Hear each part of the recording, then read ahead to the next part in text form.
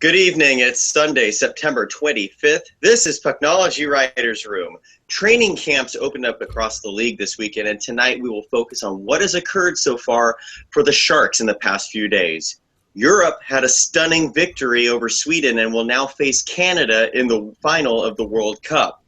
And if you'd like for us to discuss anything else, or if you're watching live on YouTube and wish to be part of the show, please comment in the Google chat or send in your tweets to @Pucknology using the hashtag PucknologyWR. Tonight, I'm a little under the weather, but I am Kevin Lacey once again for you. But more importantly, we have the most divine guest here on Pucknology Writers Room. And yes, I am really, really corny, but he's still a divine guest. He's Zach DeVine. Well, I mean, I wish I had an intro for other people like that. Thanks a lot, Kevin. Always glad to be back here with you guys and talking about the Sharks. And last but not least, that's Ian Reed. Yeah, it's me, the host. What can I say?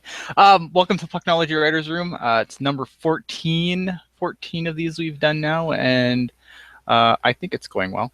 All right, so yeah, let's get right down to business here because we have obviously special guest Zach DeVine, who is Sharks prospect guru extraordinaire. What can I say? We got the little bear emoji already in the chat for you, Zach. So yeah, let's get down to business here. Zach, I know you were at the. I want to start with the prospect showcase in Colorado because I know you were there. Right. So I guess let's start with that. What can you tell us about the prospect camp? Well, the Sharks fell in both games. They lost 4-1, and then I think it was 5-3 in the second game. Really, the Sharks brought like the kids. It was supposed to be a rookie showcase, but then you had players like Shea Theodore, Chris Biegrass, Nikita Zadorov for some of the other sides that between them, I think that's about 140 games of NHL experience. Brendan Montour, who was tied for the team lead for the San Diego goals in the AHL, that's not exactly a lightweight either. But the Sharks really brought their young players and didn't even stack the lineup. They had the two big lines, Timo Meyer's line and then the Marcus Sorensen line. They only each played a game each. So the Sharks really never iced their best possible rookie side. But still, I think that some of the younger players put forward a good accounting of them in the first game. Marcus Sorensen, again, used his speed like we've seen during training camp and dev camp and pretty much any time you've ever watched him. Beat out the defenseman, curled around the net, and had a real nice centering pass to a breaking Jeremy Waugh, who got the Sharks' only goal. And I think that was a good example of what Sharks fans will probably see in Sorensen and what he'll add. I'm definitely on board the Marcus Sorensen train for the 2016-17 season. I think he adds a lot to their lineup. We saw more of his speed today in the inter-squad scrimmage. It's just his ability, his quickness, his smarts, his professional experience really shows. And his game's suited for North America. He's a Euro, but he's pretty much everyone has mentioned it, from Roy Sommer to Sorensen himself. So he'll do a good job there. Awesome. So, because when I looked at that roster, am I wrong? Like, there was nobody with any time. Like, it seemed like even a lot of their guys that they brought didn't even have really any AHL time under their belt either. Like, they were all pretty green. Yeah, the Sharks had their U50 side that stayed behind in San Jose, and that was players like Goldobin, Julius Bergman, Mirko Mueller is actually part of main camp only. So he wasn't available. They left Aaron Dell. A lot of players that are definitely still rookies but have considerable AHL time. All those players got left in San Jose. So the Sharks really did bring prospects only. Another player that I thought played well and actually got sent home was Tyler Norther. Again, heard a couple people talk about him in various positive mentions. Had good gap control, good first pass, got some power play time, but the Sharks sent him back to Windsor as part of the trim down.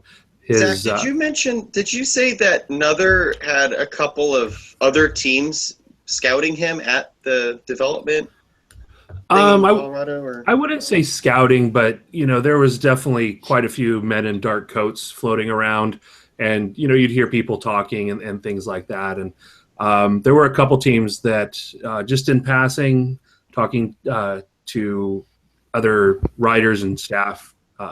I don't know if they're scouts. Everyone brought quite an assortment of team officials, but there were two teams that I heard say some positive things about him after the games. So it's definitely a player that if I believe that the deadline has passed for UDFA signings, but he's a player that'll probably get drafted. I would say, in the 5-6 round in the 2017. He's just got a lot of nice tools. For the benefit of for people listening, is this the second year that he would be eligible for the draft? Yeah, this would be his second year. He was eligible in 2016, only had 8 assists, split between the London he got, I believe the London Knights, and then traded over to the Windsor Spitfires. And he actually started the Spitfire season paired with Mikhail Sergachev. So, if he's got the chops to play with a player like that, you've got to think that he's at least worth, a late round pick next year. Cool. All right. So how did the goalies do at the rookie camp? Which goalies did they take? How did they do? They brought Armalis. They brought Murray. I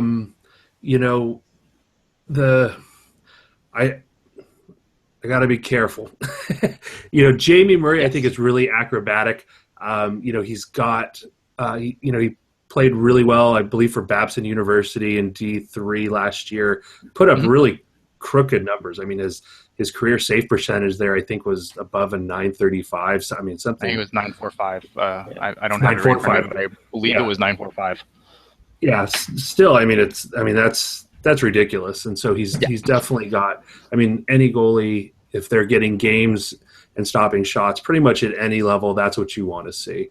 Armalis, I think, is going to take some seasoning in the AHL. I think he's on the outside looking in for that backup position that really is Aaron Dell's to lose, I believe. Armalis has the physical tools. He's got the size.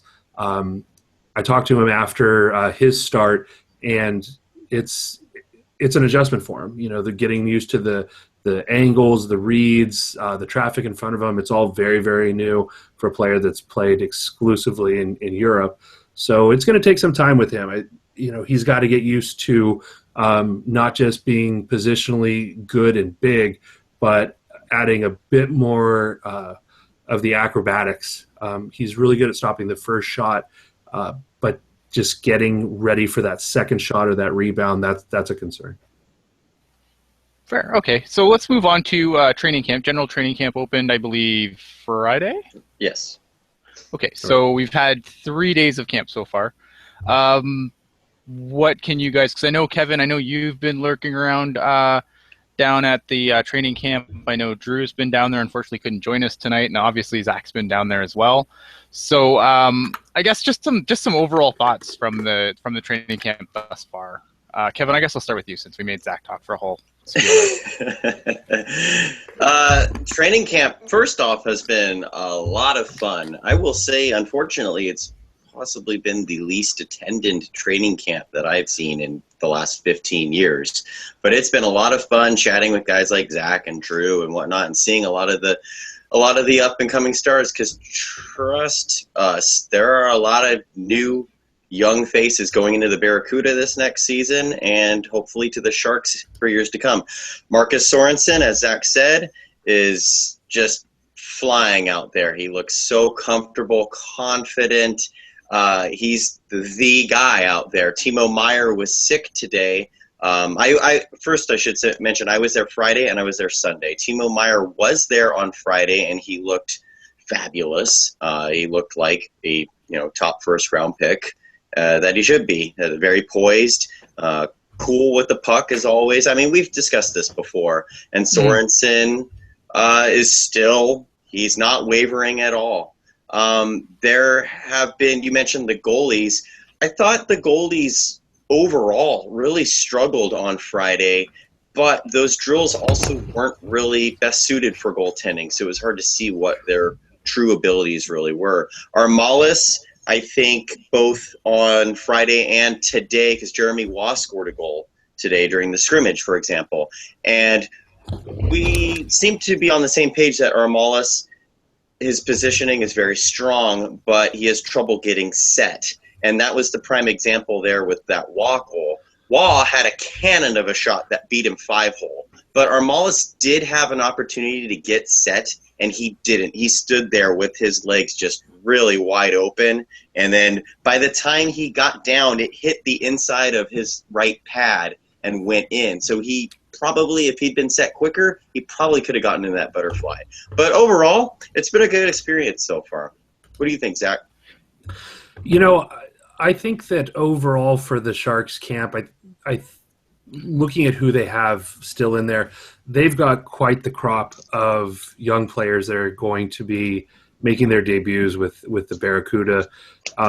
They're really coming in as a cohort. I got to talk to Doug Wilson out in Colorado, and he was very bullish, on this incoming crop and the fact that the Sharks have really used the last couple of years to replenish their system.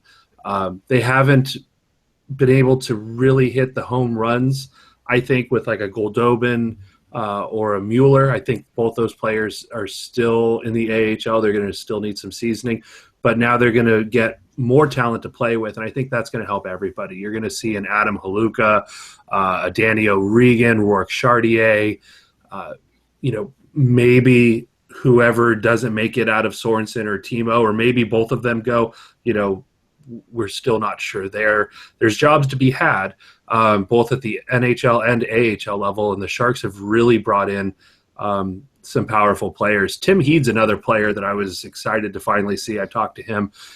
Wrist surgery went well. He's been fully cleared. He's looked good, smooth skating.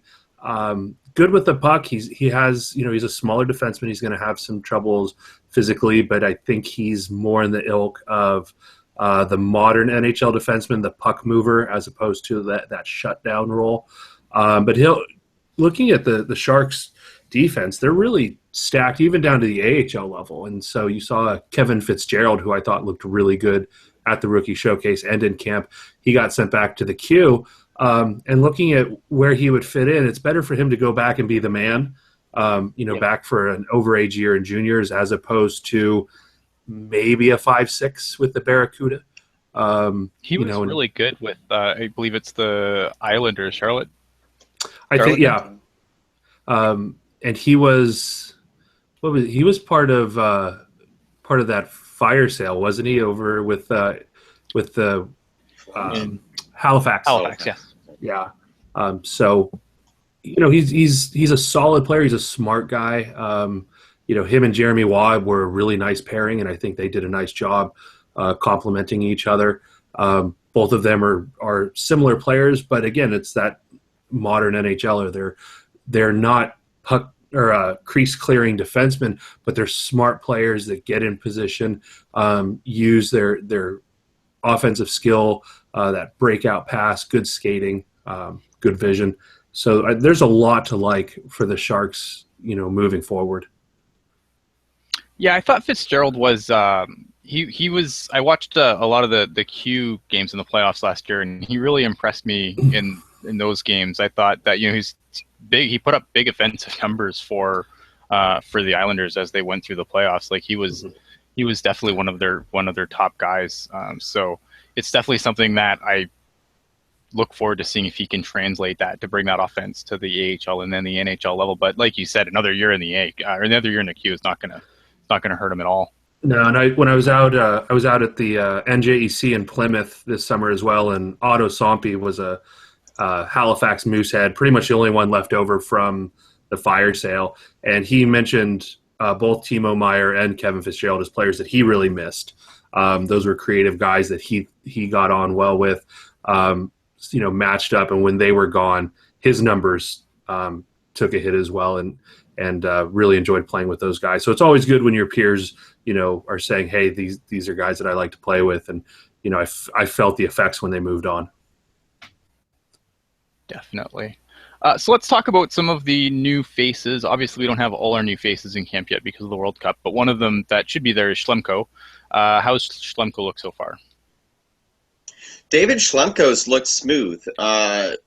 He did like a little spinorama today, and someone I was speaking with that goes, "Oh, it's like Dan Boyle," and I was like, "Yeah, kind of." I mean, let's tone that down. Yeah, exactly. Yeah, exactly.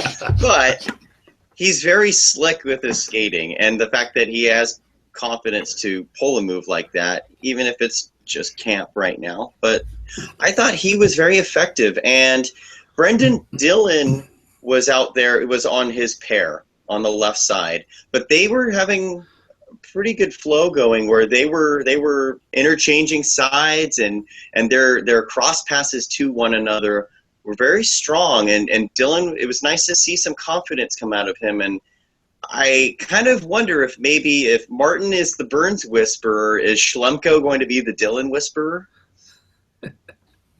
Yeah, I thought Schlemko's looked really good, and his versatility. He was playing his offside, which I'm not a fan of, but different players are comfortable in different positions.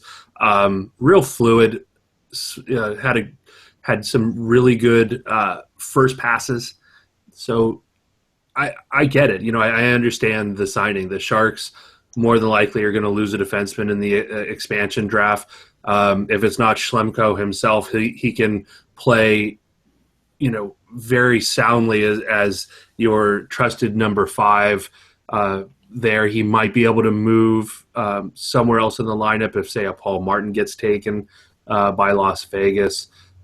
So it makes sense. It was a signing both now and for the future, and I think that was a really solid signing by Doug Wilson, looking at his roster, looking at the expansion draft, and preparing his squad. And that's what you've got to do.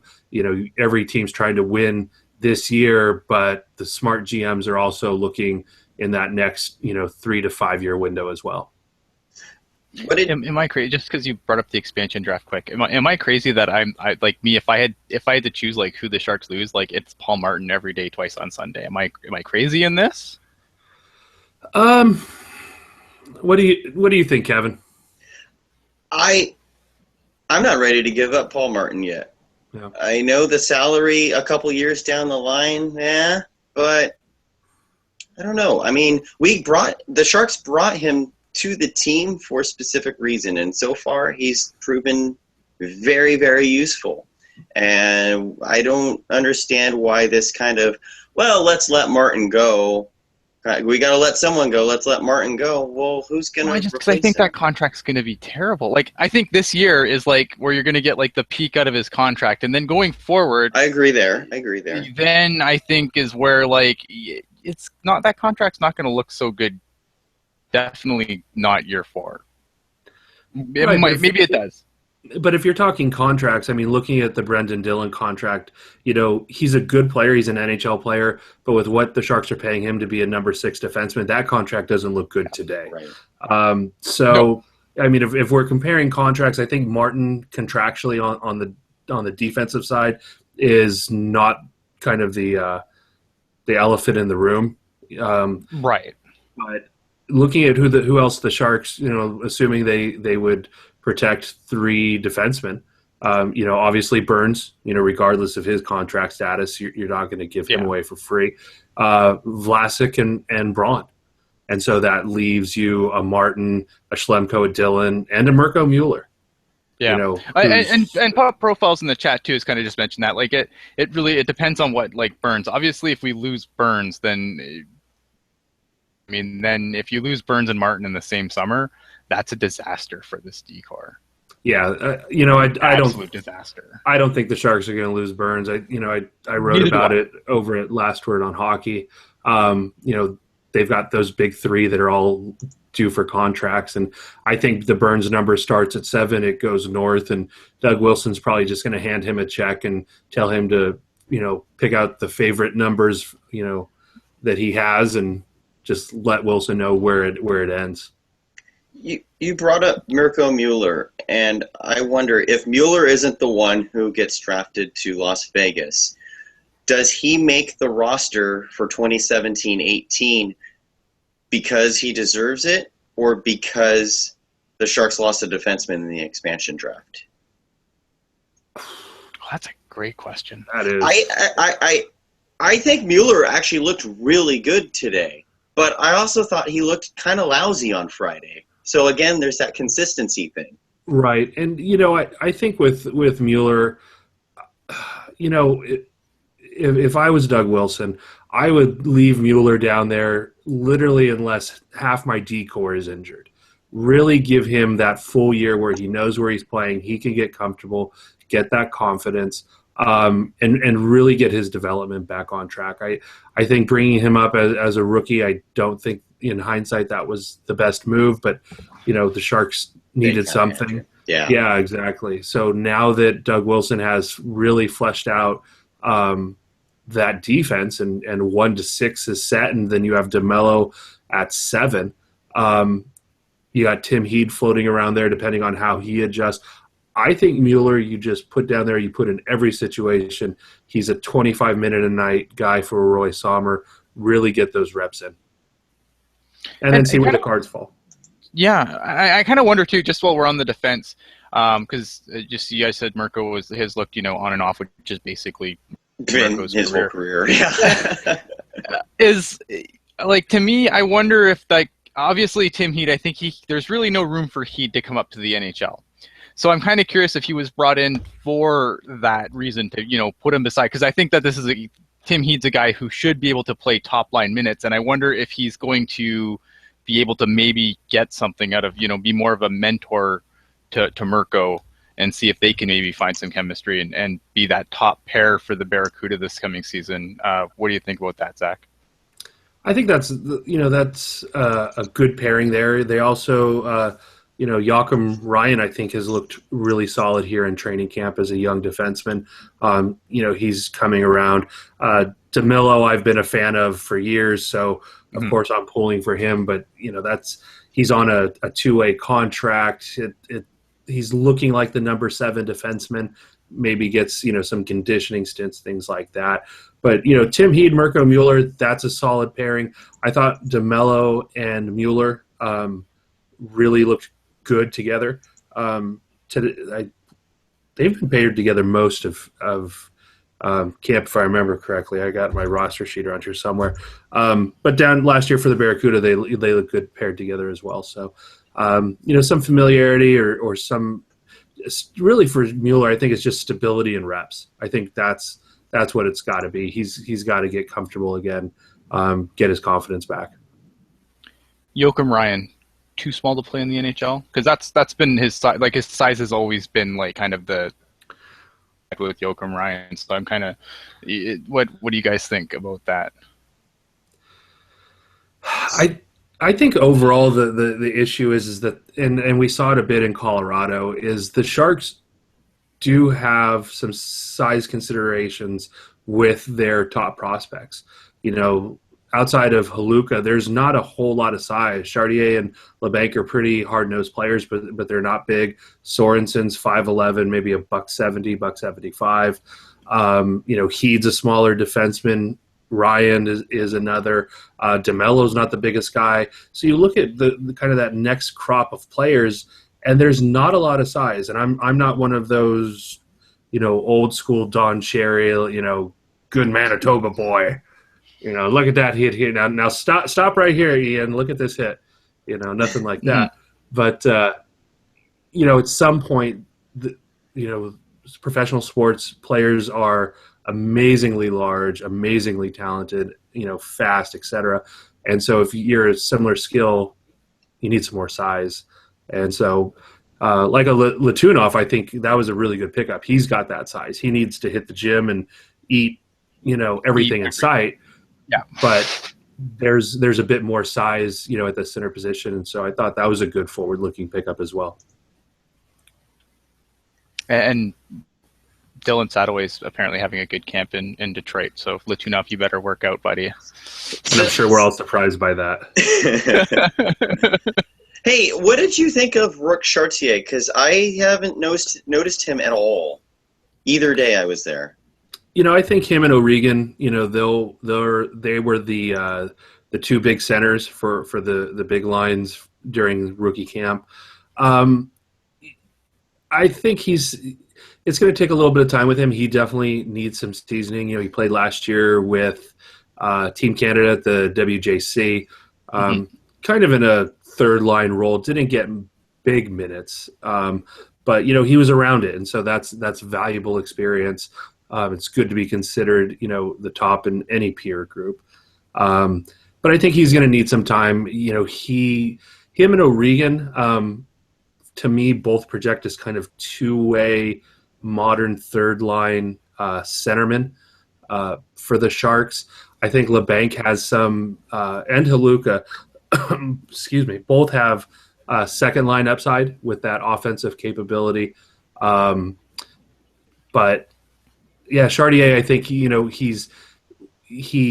had a rough go of it last year in Kelowna. He's had some good years, some down years. So again, he's another player that I think just getting some stability, getting some reps is really going to help.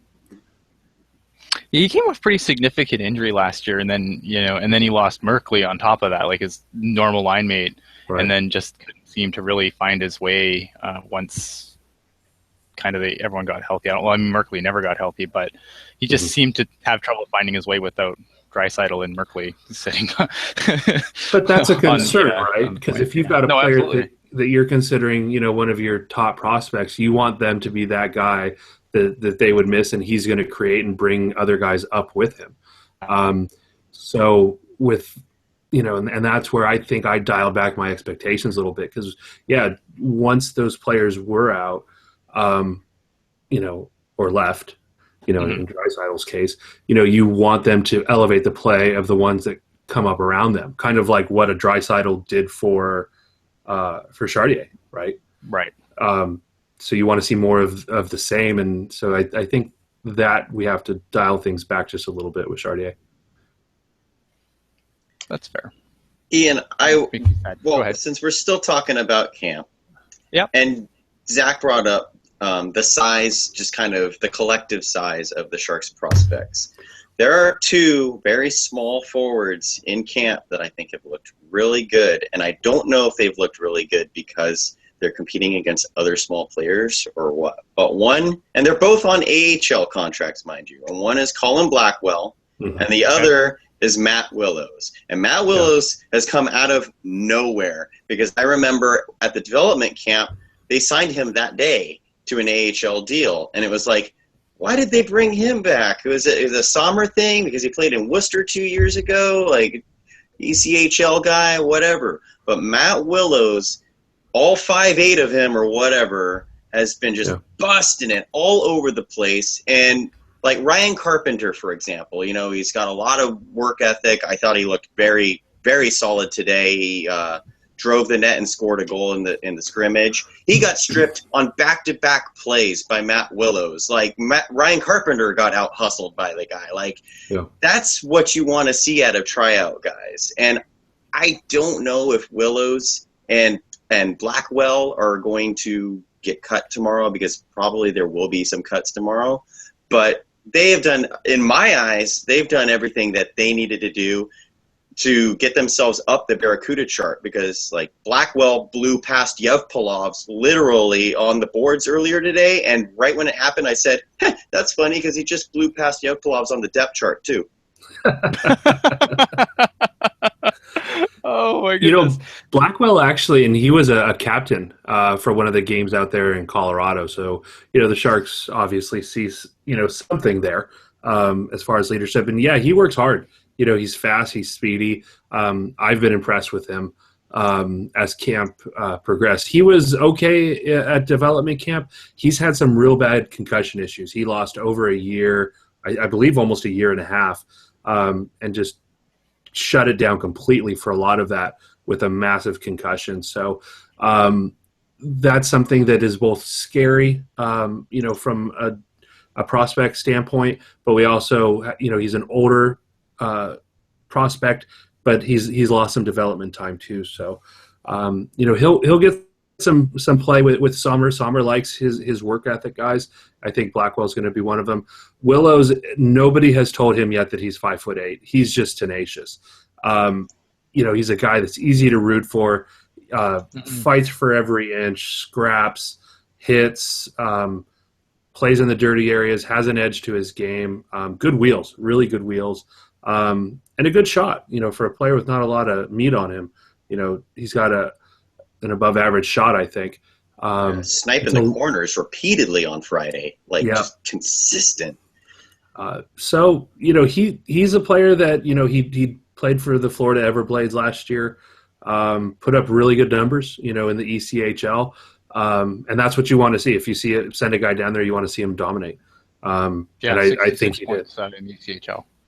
Yeah. So, we'll see. He'll get his AHL, legs under him. There's, especially with the forwards positions, there's going to be some talent for him to play with as well. With all these players that we're talking about coming in. With the Barracuda, they've got that really weird, AHL schedule to start October, and I know Roy Sommer hates it. He flat out told me that he's completely not a fan, and especially for the goalies. The goalies need games. So the extra practice for the younger players, that might help, but the young goalies that they're going to have, with an Armalis and probably a Grosnick, that's going to be they're going to have to really work hard to stay sharp. All right. How about how's Hurdle looked? Good. I think Hurdle's looked good. Yeah. Overall, I think the Sharks know what they have with Hurdle. No, I just curious because of the stepping out of the World Cup and whatnot. So. No, he looks like he's been fine. Creative. It's everything that we saw. He tried to pull the Hurdle goal today in the scrimmage. Did not go as planned, but good to see the confidence there. Goldobin was really disappointing. That's as impressive as some of these other players have been. Goldobin today, the only notes I had on him, he had a lazy play that he could have made on Dylan in the neutral zone and didn't. And then I counted 3 turnovers that just really should have happened. And turnovers happen, but there's a difference between, where you make them and how you make them. And for him, they were just poor decisions, and that's concerning to me. And the thing of those turnovers, because Ian, I noticed the same turnovers and even talked to Zach about them. And so we had this, we both noticed the same exact thing with Goldobin. Yeah. And when he was losing the puck, he wasn't getting up and going and trying to get it back. And that, to me, was the biggest concern of the whole thing. Yeah, Is this a situation? Sorry, go ahead. I was just going to say, and it's, it's stereotypical, especially with the, Nichushkin heading back to the KHL now. But, the really talented Russian players, there's just a time where their controllers disconnect. And you see other players losing the puck, getting stripped, getting outworked, and that's going to happen. Hockey is a competitive sport. But then they get on their horse and they back check, they fight for the puck, as opposed to, oh well, puck's gone. Let's just kind of skate back to the neutral zone and see if somebody can get it back to me. And so it's a combination of an attitude, work ethic thing, where you see other players just like a Matt Willows working his butt off for every square inch of ice, and then a super talented Nikolai Goldobin, when he's on, is the best offensive prospect the Sharks have, just kind of losing interest at times if he doesn't, pull off a play. That's a concern. Is this, do you think this has to do a lot with, because before, Goldobin, he was the first guy to get, there was, a whole lineup, Goldobin was going in there, they'd take a look at him, whatever. This year with Timo Meier and with Sorensen, is that impacting, do you think? Do you think that those guys are clearly, they've come in and they're ahead of them now? Is that playing a factor, do you think? Maybe, but if is playing a factor. Like, if he recognizes that, he should also recognize that he needs to step his game up and get his job back. Agreed. I'm not disagreeing. I'm just curious if there's. No, I know. Yeah. If that sounds like there's any logic behind that, or am I just talking out my butt, which I do sometimes. No, I think Meyer, even on the Sharks' internal depth chart, Meyer's always been ahead of, as soon as they got him, I think he shot to their top prospect. I think now with the signing of Sorensen, who is showing quite a bit more gumption and desire for a roster spot, because that's what you need. You need guys to go in there and say, I dare you to not play me. And Sorensen is going in and doing that. And so, what do you do? I mean, I think Sorensen is talented. I'm a big fan. I've written, I've spilled a lot of digital ink on him. Is he as supremely talented as a Goldobin with a similar ceiling? No, definitely not. Is he more capable of helping an NHL team today with his ethic, his skating, and his compete level? I think the answer is 100% yes, and I think most of that falls on Goldobin. Okay, so continuing on with forwards, there's another forward I want to talk about, since we're talking about bad attitudes and stuff, and someone who had a really, back in the summer, something that Kevin noted was Barclay Goodrow just not happy to be around. How is Barclay Goodrow looked so far as does he have a better give a shit meter at this point? I think it's back up there, but he's not among the main guys that I've noticed so far. Maybe that's not a bad thing. Maybe, maybe he's got a trend upward. It seems like his effort is up there, but yeah, I mean, Hurdle, Marleau, I thought looked really good. Marleau, someone mentioned that Marleau was a no-show today, and I completely disagree. I thought Marleau looked very good. But Willows, Blackwell, etc., these are guys that I'm noticing. In Goodrow, I'm like, oh, man, what's going on with his stock? Because his stock's not rising. Yeah, it's not rising. I don't know. Again, he's kind of that known quantity. I think he's an AHLer. I think he's got NHL potential in the right situation. But looking at the Sharks lineup, especially one that still has a Nieto and a Tommy Wingles on it, there's really just no room at the end for Barclay Goodrow, even if he was having a stellar camp. Would you package, like, to me, I think, because I agree, I think when you look at the players coming up, and I think you look at the players on the roster, I don't see where Barclay Goodrow makes this NHL squad consistently. Is this a case where to me, I think the Sharks should try and, if they need to package somebody up and move somebody, like maybe they need to move somebody to make a Wingles deal happen. I think Barclay Goodrow is a guy that you package in there, because I think that to somebody, he's probably got a fourth, maybe a third line upside, most likely a fourth line upside to somebody. But I feel like on this team, with the players that can come up now, I just don't know where Barclay Goodrow, I don't see a path to the NHL for him in the Sharks organization anymore. Yeah, he's a player that I think he's one of those AHL players that expansion is going to help. He's knocking on the door. There's just not enough jobs available, especially as we're seeing the third line move away from a traditional checking, shutdown line into more of a, just a second line, really. And now your fourth line are kind of your specialists, some of your PK guys, face-off guys. And I don't think Goodrow adds a whole lot there. And so he's a guy that if, when Las Vegas comes in, and then whoever the next team is, he's a guy that I think is going to end up in the NHL. He's got that capability. But you're right, just his path to the NHL with the Sharks it's steep, to say the least. Yeah. Go ahead. There were a couple interesting comments on Barclay Goodrow in the Google chat, but one was Hockey Jerk mentioned. What? Go ahead. Okay, Hockey Jerk mentioning that apparently yesterday after practice, Goodrow was a little pouty, and then today he was all smiles, and so I don't know. Maybe he just needs a hug from Mike Brown or something, and that's we don't why have he a was teddy so bear bummed anymore. out over it. Maybe that's why he was bummed out in July, and then I don't know.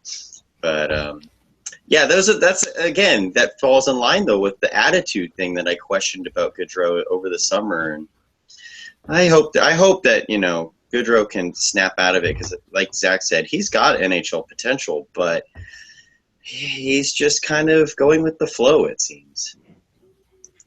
Rocket will hug him. There you go. Okay. So I think it's funny that you bring up Marleau. Like when I think of training camp, like obviously you want to see a good showing from the vets, but it's not the vets looking for spots. Patrick Marleau's spot on the team is not in jeopardy. So, obviously I don't think the vets are expected to work as hard as the kids that are looking for a job. And if Patrick Marleau doesn't look good in training camp, I don't think that's something someone should worry about. It's training camp. He's done 100 training camps. Like his spot on this team isn't in jeopardy, whether people like it or not. So let's, while we're in the forwards here, I kind of want to get past this because I know we've talked about this a whole bunch, and I know there's so much to cover. Let's think opening night roster here. Obviously, we've got a glut of forwards who could play at the NHL level, and not enough rooms in the inn. Tommy Wingels, still a Shark at this point. Matt Nieto, signed that nice contract. I mean, that's a contract you could hide in the AHL if you want to send him through waivers. Who is there anyone that's really, in your opinion, who was on the roster last year, bottom six, that's really in jeopardy of losing their spot, either because they can get shoved through waivers without getting lost, or have a contract that can live in the AHL, or just aren't performing at a high enough level anymore? Zach, go ahead. I think Wingels is the obvious choice to out of the gate. Peter DeBoer just doesn't seem to be a huge fan of his. I look at him and Goudreau as kind of similar, where they've got the ability. There's just not a role for them here in this system with this coaching staff on this roster. I think Matt Nieto's in danger. He's 3 years now in the NHL, and it's been just kind of this slow slide backwards. He was a player I had a lot of hopes for, and I just feel like he's not getting the traction he needs. Maybe it's a change of scenery will help him. I don't think he would make it through waivers. I think that a young player like that on a low contract, he would get picked up somewhere, but it makes sense. But really just Wingels with his cap hit and the Sharks being so close to it, I think you almost have to move him just to give yourself that space to make a move later on. If an Aaron Dell, falters, we're going into the season, and looking across the NHL, there's a lot of goaltending that's available out there. And so, Doug Wilson's going to have some options if he's, let's say January and Aaron Dell's not getting the job done and they don't feel like Grosnick can come up and fill it. They've got to have that flexibility to go out and get somebody, get a James Reimer, get Jones some rest. But so there's some room for maneuvering, but they've got to make those moves sooner than later, I think. Because this is why I've kind of been on Team Timo time, because I feel like Timo Meier is a guy that can come in right now, give you everything Wingels is supposed to give you and more. Right, and which is why I think that he's the perfect guy for the roster. He's, or even, if you move Wingels and you're okay with Nieto, just being your 13th forward, I think Sorensen and Meier both add something to this roster that those two players don't. If you've got guys that have upside, that have speed, and it's something that adds to the depth of the organization. And the Sharks know Matt Nieto. They've gotten a look at him. He's a fringe NHLer that deserves a job. He deserves to be in there, but he can also be put in, if a Sorensen doesn't adjust as well to the NHL speed, or if a Meier still is, sorting out some defensive issues, things like that. but both of those players I think add far more to the roster than Nieto or Wingles are offering it right now. Yeah, I'm not anti Sorensen. Obviously, I know that I'm a big Timo guy, but I'm not anti Sorensen. I just think when you look at what Timo Meier can bring to the team, it's just like, well, that's what Tommy Wingles is supposed to be. Right, and with far greater offensive upside. Right. No, exactly. I mean, that's the thing, right? I mean, Tommy Wingles at this point, Tommy Wingles should be like a 20-goal scorer at this point in his career. 20-goal scorer. Do you think that Wingles, because he was playing that kind of power forward style under McClellan, do you think he's just kind of gotten physically worn out too soon? I don't think so. I mean, he plays, more of that, power game. I just, he'd probably be better in a spot that's currently occupied by Joel Ward, a third line, big,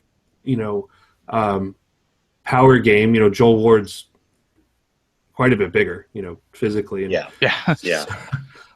So I just feel like the Sharks have, in a lot of ways, moved on from Wingles, and he's a depth player, and he's a third liner. There's other teams that can certainly use him. And his contract it's not great, but it's not the worst we've seen. Right. So he's still got some value out there. Tommy, because Tommy Wingles, I agree with you guys. I think he's the most expendable player on the roster if it's not Matt Nieto, Long Beach native Matt Nieto. But my dark horse to make the Sharks this year is Ryan Carpenter. And he plays a similar game but faster than Wingles. And obviously Wingles has the experience. Carpenter only has a couple years of professional experience now. But he's a born leader. He's probably going to be the Barracuda captain if he doesn't make the team. And he's got a lot of great qualities that if you don't want to pay Wingles to whatever million per season, Carpenter can do the same thing. Even if it's a stopgap, I think Carpenter is a dark horse on this. I want to ask you something on Nieto since you brought it up. If Nieto sticks around this year, do you think the Sharks intentionally expose him in the draft to try and give Vegas an option to not take one of the defensemen instead? Do you think they would expose Nieto? Oh, I think the Sharks would definitely expose Nieto. Okay. I think that's I don't think he would get a slot.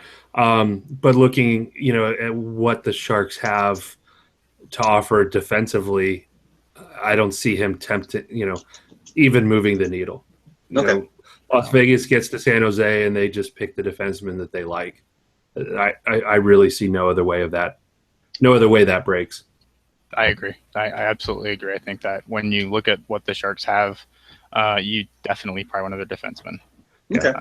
If Vegas doesn't take a Sharks defenseman, in my estimation, they've made a mistake. Because if they take a Joel Ward or something like that, what the Sharks defensive players offer a launching franchise is just far exceeds whatever they can get out of the forwards that would be exposed. That's fair. All right. So apparently, Zach, you have a Grosnick story. So I need to hear this Grosnick story. So, I talked to all the goalies coming through this upcoming, getting ready for the upcoming season. And Grosnick really made some pretty sizable changes to his offseason. He went to Kelowna and trained with Adam Frischella, who's a noted goaltending personal trainer, working a lot on core strength, goalie-specific moves,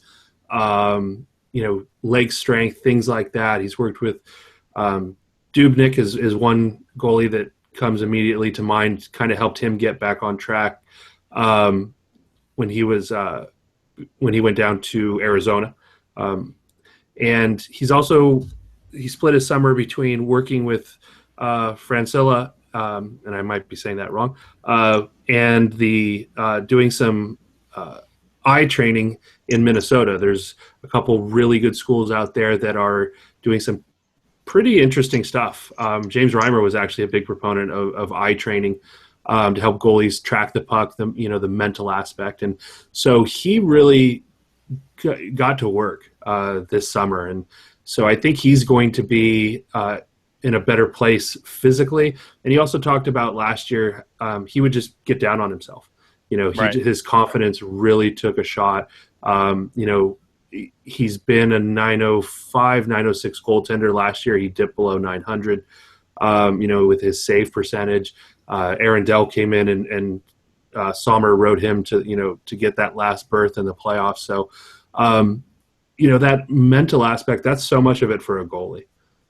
Physically, all these guys, they've got obviously the tools. But it's the mental aspect, the mental preparation, tracking the puck, eye movement, little tweaks to position, things like that. So it sounds like Troy Grosnick really put in some really hard work this summer. And that's good to hear. That's good to see that he's out there getting better, honing his craft and preparing, because if it doesn't help the Sharks, it's certainly going to help the Barracuda. Right. Yeah, because, if you asked me last year, if we would have sat down this time last year, and when we knew that Stalock's contract was going to be up, and you asked who was going to be the backup goalie next year, I would have said, well, look at the contract. It's clearly Troy Grosnick. Obviously, with the season last year, that changed pretty quickly. I guess on that note, I think we've all penciled in Dell as the backup. So what is, in your guys' opinion, the depth order for the Barracuda in goal, and who's the odd man out? Who's going to Allen? Jones won. Jones looked good. You'd hope he looked good, but he looked good. Dell's the backup, and then right now, because I think Grosnick's, I don't know, maybe it's because after talking with Zach about Grosnick's off-season story on Friday, maybe that made him just look better in my eyes. But I think Grosnick's outplayed Armalis so far in the 2 days I've been there. And so I'd say Grosnick's the starting goalie for the Barracuda, Armalis is the backup, and Jamie Murray is the starting goalie in Allen. Completely agree with that assessment. And watching, Grosnick, going back over my notes from last year, he's staying on his feet more. He's what I call a battle goaltender. He's going to fight for every save. Right. This year, he has added a good bit of positioning over the summer. So with what I'm seeing and what he's saying, it all adds up to, I think, a revamped Troy Grosnick, and he's looking quite a bit better. Even with, it's the little things. Before he would get happy feet, he would get some jitters in the net. He looks much more calm. Even the way he's tracking the puck, his head is on a swivel, but it's controlled. It's measured. His reads are stronger. So I think he's got that capability to hold down that job. I think Armalis is going to need seasoning. He's on a 1-year contract. I would have preferred to see 2 out of him, because it's going to take him a little bit. He had the one big year with Desjardins. My Swedish is terrible. Help me out here, Kevin. What? Are you muted, Kevin? Oh. Anyway. I'll unmute myself. How about Djurgården? There we go. And he actually mentioned, former goaltending great Michael Telvquist as a guy that's been a good mentor for him when he was out there in the SHL, and really helped get him where he needs to be, and had a good season that got on teams' radars. So there's goaltending depth for the first time in quite a long time. Not what we would like to see. Armalis himself said that one of the reasons signing with the Sharks is they had jobs available, and that's when you only really need 4 or 5 goalies. That's a concern. Mm-hmm. I'm not a fan of Mike Robinson from what I've seen and watched at development camp. I'm still mad at that pick. Still to this day, angry with that pick at third. Like, you could have taken Mike Robinson. You might have been able to take him where you took Kupski, to be completely honest. Yeah. So they've got some players there. but the Sharks seemingly as an organization are good with, undrafted, college guys. They did a good job with Dell. Grosnick, seems to be coming along. Now they bring in Armalis. You got Martin Jones in a trade. There's only 60, goaltending jobs in the world, for the NHL, and there's easily double that are capable replacement level players. I got one question. Sorry, it's got one question in the chat here before, and then after this, I want to change gears a little bit. Pup Profiles asked, Jamie Murray, will Jamie Murray start in Allen because the coach likes, the independence of not having an NHL affiliate, and he played Riley Gill over Sharks goalies often in the past. So if you're Jamie Murray, are you concerned about playtime if you get sent down to Allen? Yes, that's exactly actually what I was going to bring up. Good call. Well, there you go. Yeah. I overlooked Riley Gill because Steve Martinson has been the head coach. I mean, he's won 4 Kelly Cups in a row with the Allen Americans. He knows what he's doing, and Riley Gill has been there most, if not the entire way. So Jamie Murray, if he does go to the ECHL, he's going to have to fight for that spot. Just being contracted to he's contracted to the AHL, right? So correct. He's going to have to step it up because I'll be honest, I hoped for better out of Murray so far in the camp. I mean, I think he recognizes what he needs to do to improve, but he's the 5th goalie right now, and he might get overrun by Gill. Do you think that the Sharks loan him to another AHL team? I think that'd be preferable. That'd be preferable. It's difficult, though, especially like early on in the season. Right. Because most teams have 5 goalies. So you'd have to look for a team that has an injury situation and their backup is like a 30-year-old, like a John Hughes kind of guy. No. Yeah.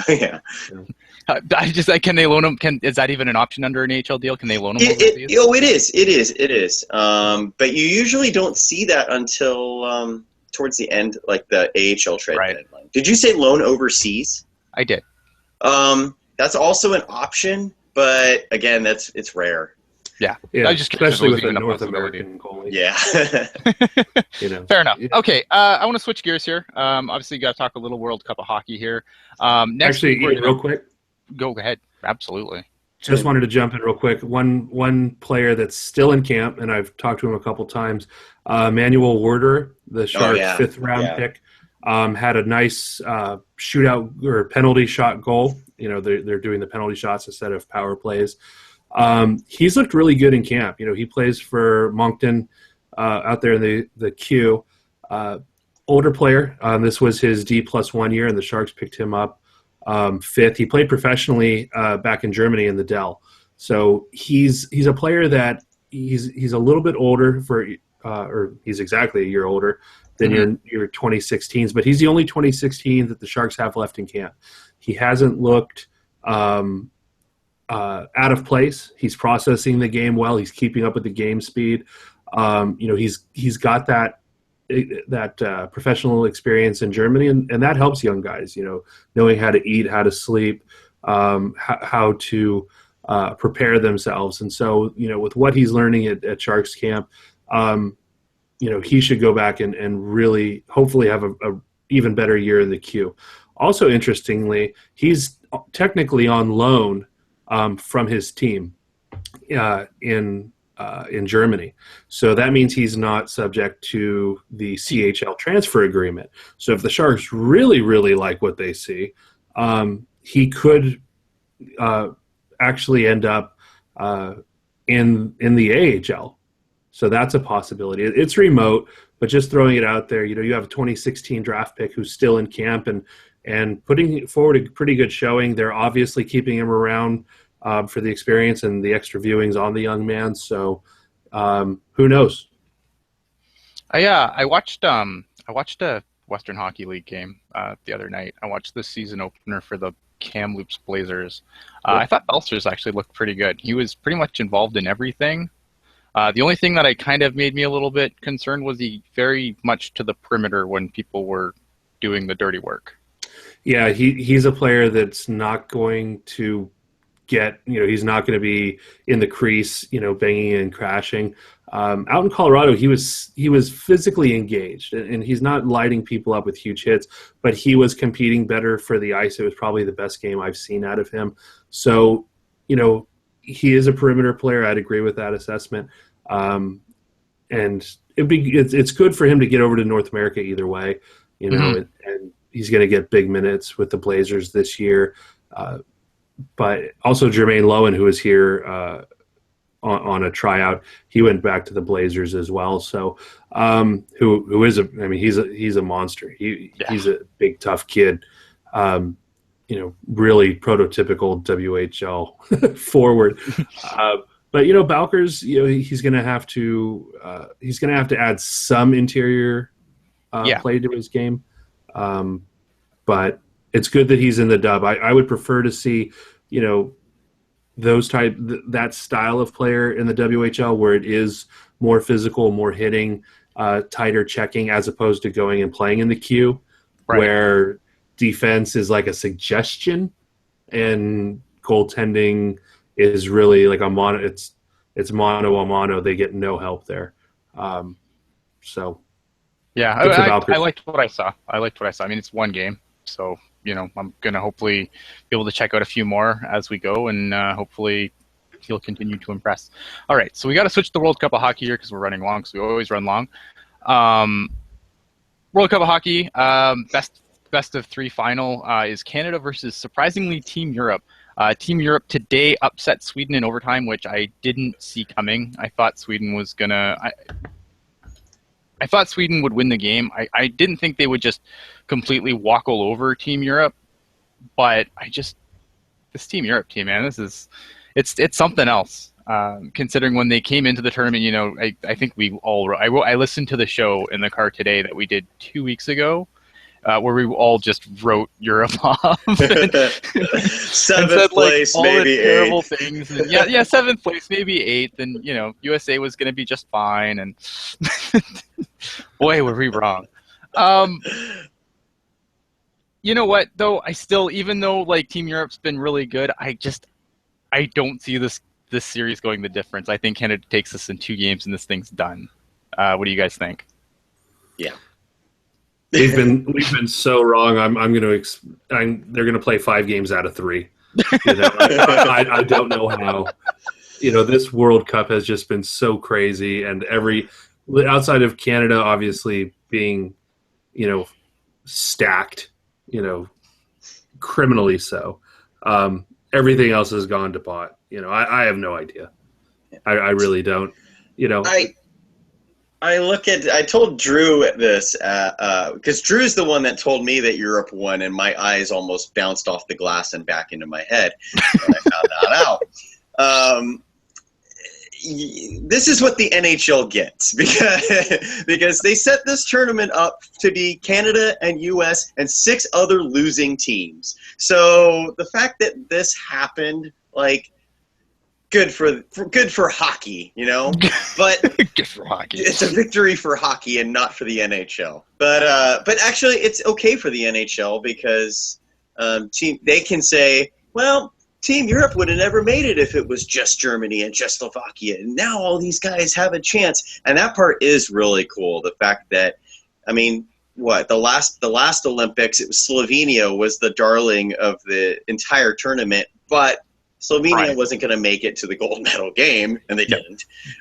So the fact that the European contingent are now all united and in this World Cup final, that's pretty outstanding. Right.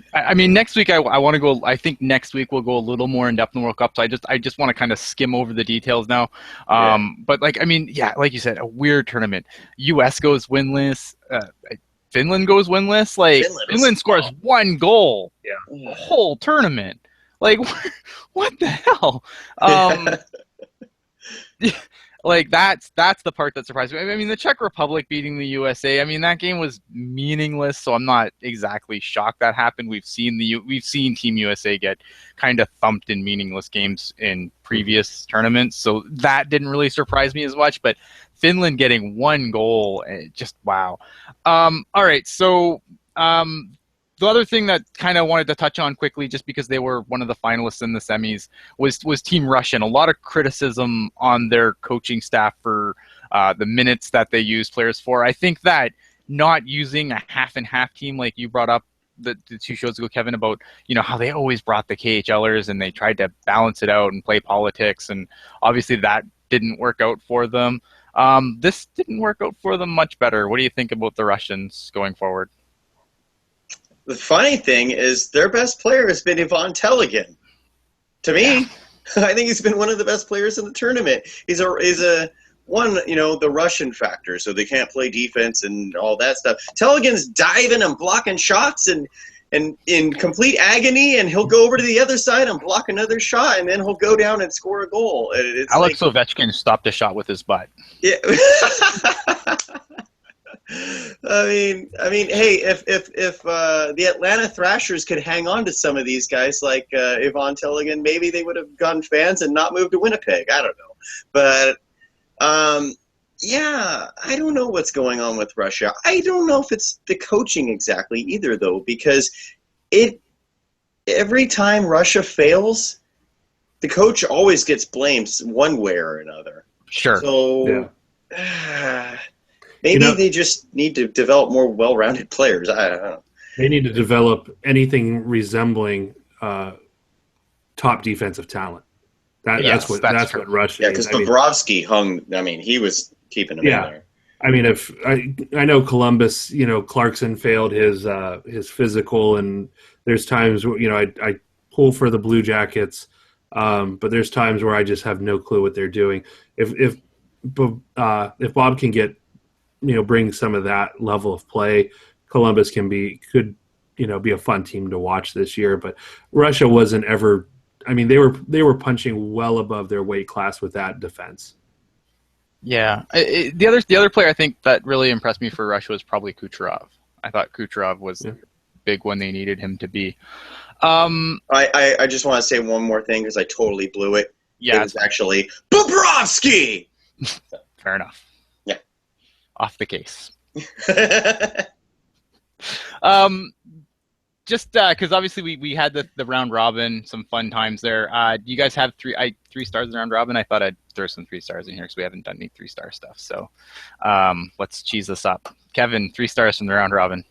The 3rd star is the 2nd star is Ivan Telegin. Number 1, as I already mentioned, so I won't even go further. But Sidney Crosby has finally stepped up in the international game. Yeah, he's got a couple Stanley Cups, grumble. And he's, one of the best players, if not the best player in the world. But he's kind of goes invisible a little bit in these tournaments. But, man, has he looked dominant. He's all over the score sheet. So Sidney Crosby really has, to me, been the best player in the tournament. Yeah, Crosby's definitely there. I think Pickles has had a really nice tournament. He has.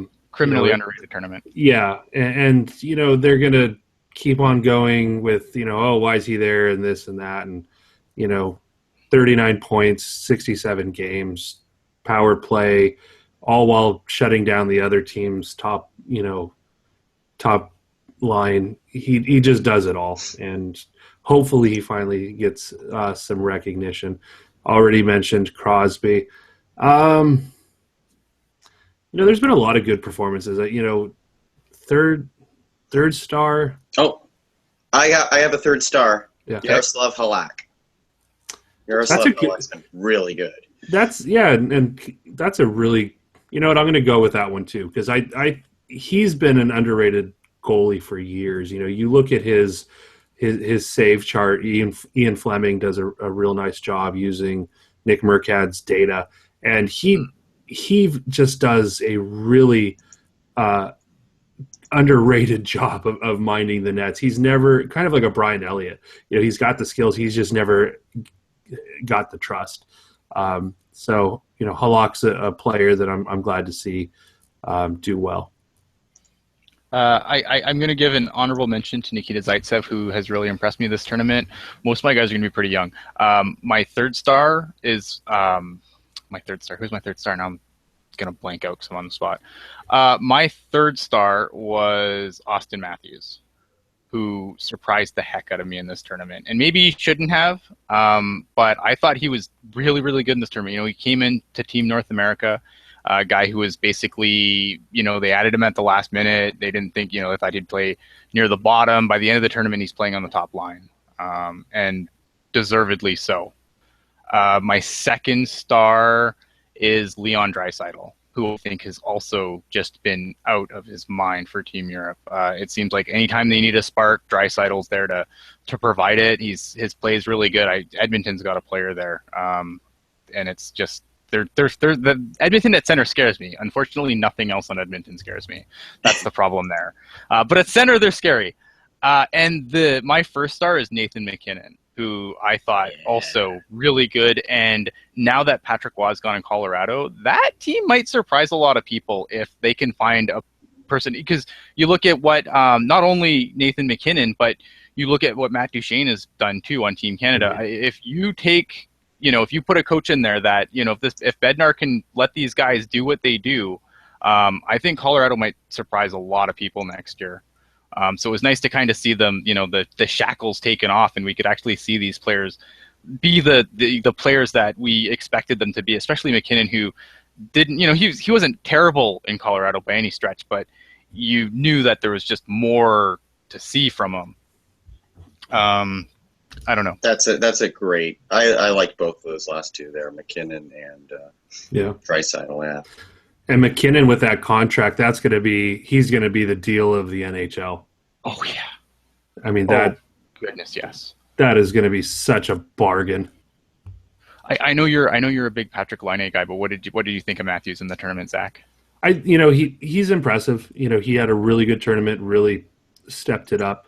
I think that he was NHL ready last year, and we're just seeing it, again. And so his capability is undoubted. And, I've said it before. I feel like Laine is a bit more of a dynamic scorer, but Austin Matthews is definitely a first line center in the NHL right now today. Awesome. All right. So I want to just cram through some other news really, really quick here. Kevin, you want to talk about some players failing some physicals? Yeah, I wanted to ask you about this because Doug McLean on Sportsnet mentioned that a ton of players have been failing physicals, and I've been trying to find out who these guys are. Now, I know that First mistake is you listen to Doug McLean. I listened to Doug McLean, but Yuri Tulusti did fail his physical in Colorado and got released. Tomas Fleischmann, I don't know if he failed a physical, but he has already been released by the Minnesota Wild. So I thought, wow, there's an NHL guy that couldn't even make it through the second day of camp. So something going on there. And then Clark MacArthur, we all heard today, got lit up by Patrick Seeloff in Ottawa Senators camp. And Clark MacArthur only played 4 games last year and missed the whole rest of the season due to a concussion. And I truthfully thought MacArthur was going to miss camp and miss the start of the season. And he showed up, and I'm going, how did he pass a physical? Gets decked, but not like, it wasn't a cheap hit. It was just he got decked in the corner, and I think it was cheap, and Seeloff, I saw quite a bit with he played for the Stockton Heat last year. Yeah. That looked when I found out what player it was, I'm like, yeah, that's about right. He goes for big hits and big goals, and then he's got a lot in between to work on. Seeloff. Yeah. So, it's a shame, and MacArthur, I mean, at this point, this is at least his third major concussion? Probably. Yeah, I mean, you've really got to wonder. I mean, is this, are we entering Mark Savard territory? Yeah. Sadly, I think so. Yeah. I agree. And that's sad, and then it's terrible. it isn't like part of this. Like, I read some Twitter, and I know I do follow some hockey pacifists who normally drive me crazy. But at the same time, it does seem kind of silly where you want guys to come into camp and then you kind of want them to show their toughness, and then but not obviously at the expense of one of your best players. And it's just kind of like one of those weird hockey conundrum. I mean, because Bobby Ryan went after him, and then two other guys basically scared him off the bench and send him back. I mean, I don't think there's any coming back for Seeloff. No, I read a story that Sean Donovan, who I'm guessing is a coach. He's a development coach for Ottawa. He just sent him off the bench. Yep. Yeah. He just said, "You know what? Hit the showers, get out of here. Save your own life." So we know who's going to be picking him up off the waiver wire. Toronto, and they'll be like, go after Ottawa as much as possible. Los Angeles. That was good. Yeah. Hey, Los Angeles could use some depth in their D. Okay. Jacob Trouba demands a trade from Winnipeg. Apparently this happened back in May. I wrote about this yesterday on Last Word. If you want a little more detail, I didn't get it. I got it out before the Jets responded. The Jets say, we might trade him, we might not. This is a disaster for the Jets, right? Zach? Unmitigated. It's just an absolute... I mean, you on the right side, they've got Bufgalin, they've got Tyler Myers, and then they've got Jacob Trouba. And thinking that Myers is better than Trouba, that's just wrong. Yes. I understand that we're trying to rank players, and it's a subjective game that we all play, but objectively, Trouba he's better now, and he has far better upside. This is where we need Drew to bust out the stat charts and all that. I'll make him do it next week. Yeah, I mean, Trouba's, he's getting bottom pair minutes, and so I get it when he's saying, I want to play the right side. He's right-handed. Mm-hmm. I need opportunity. It's kind of what the Sharks saw with Sandoe, right? And look at what we've talked about this whole show, right? Mm-hmm. You look at the Sharks cohort of forwards coming into the Barracuda, right? Sandoe's a damn fine prospect. Yes, but he'd get buried. Yeah, but he was going to be one of many. And so that's what's happening, I think, at the NHL level with Trouba now, where it's like he's looking for opportunity, and so he's got to do what he can to get out from under it. It's a little scary. The Jets somehow need left-hand defensemen. They're the only team in the league that has no good left-handed defensemen. I didn't even know that was possible, but they found a way. Who's their best defenseman on the left side? Enstrom? And that's not saying much. Are you trying to career? Yeah, I think I just did. Oh, well, thank you. Appreciate I'm sorry. No. But exactly. And so if they trade Trouba, they've got to get something like that back. They've got to get a player that's just like Trouba, only left-handed, and I've read some reports that that's the ask. They want left-handed Jacob Trouba. He's not a left-handed defenseman, but do you think the timing of this just pisses the Jets off because Travis Hamonic wanted to go to Winnipeg last year and they couldn't work out a deal with the Islanders? No, the Jets don't need a defenseman, all that, and oh jeez. and now Trouba's like, I want out, and Hamonic has said, I'm fine with staying with the Islanders now.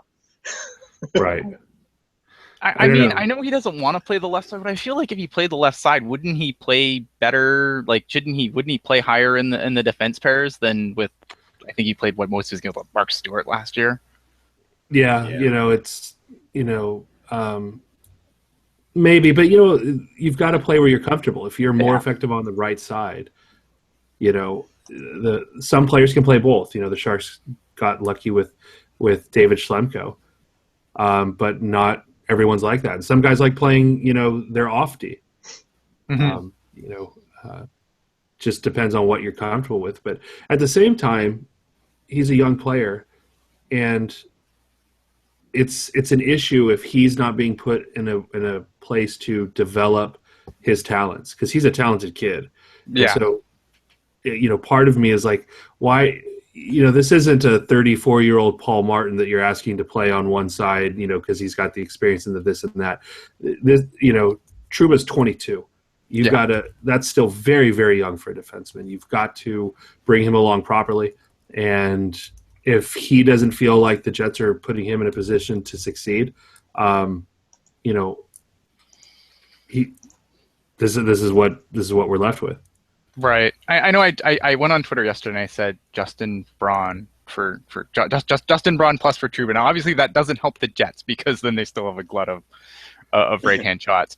But hey, I would do that. But obviously, the Sharks they're not gonna be in this thing. But who do you think are potential spots where a trade could work if they go that route? I mean, the Jets are asking for a young, talented, left-handed defenseman.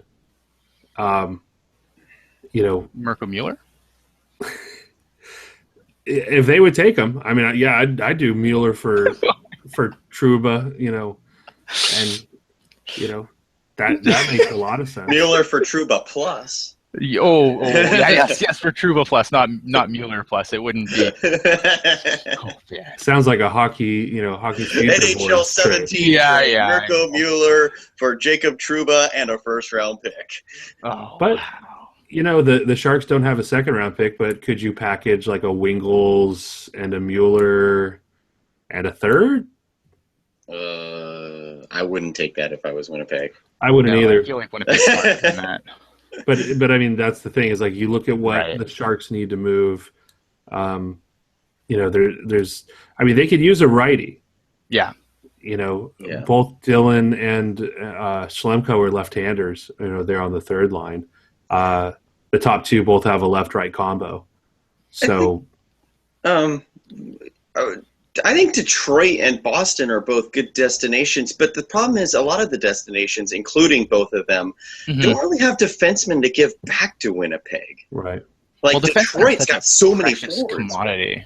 Yeah. No, exactly. Every team's trying to accrue defensemen, not get rid of them. Yeah. Right.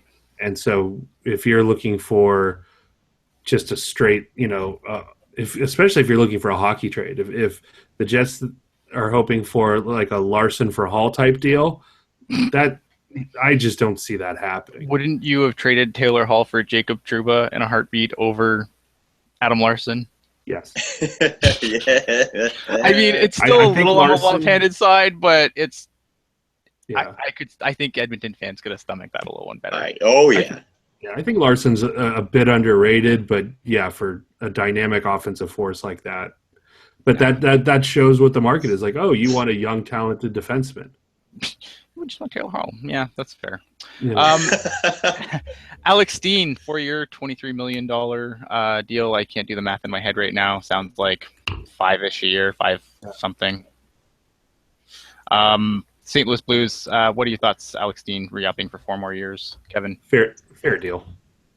Yeah, it's good. He is really valuable. He's a leader for the Blues. He can play in any role the entire game. His durability is the one question there. But he's been better about staying healthy, but Steen is I would take Steen. I think Steen's a very good player. And speaking of the Blues, because it was asked in the Google chat, Vladimir Sobotka, real quick, on Friday, it was announced that he would be days away from signing with the St. Louis Blues, but they said the deadline would be Sunday. And the update here on Sunday the 25th is crickets. Is there like the way I read it, it seems like there's an issue here with his getting out of his KHL contract. No, that is very true. I actually have been watching a little bit of KHL again for the first time in a while, and with an English commentator, and he was saying that Avantgarde fully expects him to play. And, I mean, he was talking about it like, there is zero chance of Sobotka signing with the Blues. Like, right. He will report to Avantgarde in time for their next game. Like that kind of... Is this propaganda, though? I mean, Russia's... No, that's the thing. I don't know how much I trust that guy because, I mean, he mispronounces names worse than Aaron Fonseca. So I don't know about his about his sources, but there is nothing. I mean, I went on Twitter today, and there was not one update when I searched Vladimir Sobotka, and I went on Google, and everything was from 2 days ago. So I am just going to go with he's days away because he's been days away for 4 months. And finally, Penguins lost Matt Murray for the next 4 to 6 weeks with a broken hand, and also broke my heart in the World Cup. More on that next week. They've still got Marc-Andre Fleury. Marc-Andre Fleury is still good enough to start, right? Yeah, I mean, when your Stanley Cup winning goalie goes down and you replace him with your other Stanley Cup winning goalie, not a whole lot of tears should be shed. Hopefully, Fleury's had a bit of a roller coaster, and getting a chance, to reclaim his job. He can go in there now. He's going to be the man, and if he can seize that job, competition is key.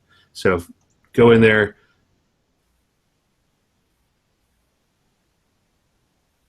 Do we lose Zach? There would. Okay, there we go. Am I back? I think so. And the technical difficulties crop up and beat us in the last minute. So anyway, yes, Fleury's good. Hopefully he wins his job back. If not, at least he has a chance to increase his trade value. And we'll see what happens. All right. So that is this week's show. Thanks again, Zach, for coming on and telling us tales of especially the prospect showcase, since we didn't obviously have no one to cover that. So obviously awesome there. We'll have to have you on again before the season kicks off next week. Want to wrap up World Cup talk for good, and then obviously focus more on the NHL stuff going forward. If you like what you saw tonight, please subscribe to the channel. If you want to take Pucknology with you anywhere you go, please subscribe to our audio feed. Again, Zach, tell all the good people where they can find you, and if they haven't found you yet, you're idiots. So you can find me on Twitter. That's where all my content that I'm pumping out is. You can follow me at Zach the Bear, ZAKKTHEBEAR.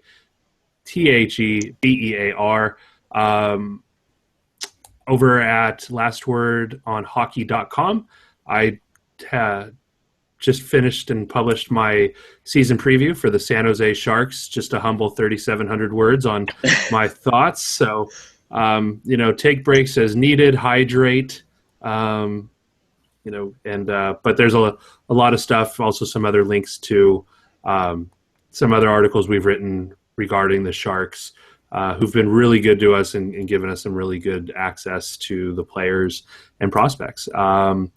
Speaking of prospects, I'm also over at dauberprospects.com, so busy updating all the San Jose Sharks youngsters, so those will be coming up in the next week or so. I'm a bit behind, but I've got notebooks full, so those will be coming as well. And hockeyprofits.com for all your 27 scouting. We've started that. I'll be up in Portland here in the next couple of weeks, checking out some players coming through the 2017 draft. So who needs an off season? Kevin, tell them where they can find you. And likewise, if you're not following Kevin, you're also dumb. Oh, thanks. Yeah, I'm at Kevin Lacey 22 on most social media platforms. I'm a regular Pucknology contributor, and if I'm not, I pretend to be at least. I feel sad that this always ends up as an in memoriam segment for me. Obviously, the passing today of Jose Fernandez, the Miami Marlins pitcher, and then Arnold Palmer, the legendary American golfer tonight. Like, this has been and then Vin Scully, he did not pass away, but he retired today. So, I mean, it's been kind of a tragic day in sports. And so, but on a positive note, Pup Profiles, you've been dynamite in the chat. Jacob Trouba to Carolina. Follow Pup Profiles. Absolutely. Anyway, we got to get out of here. I'm Ian Reed. You can find me either writing on Last Word on Sports or Pucknology. You can find me on pretty much anything Pucknology does. Hopefully less this year. That's it. Thank you guys for watching so much. Subscribe, all that stuff, and see you next week.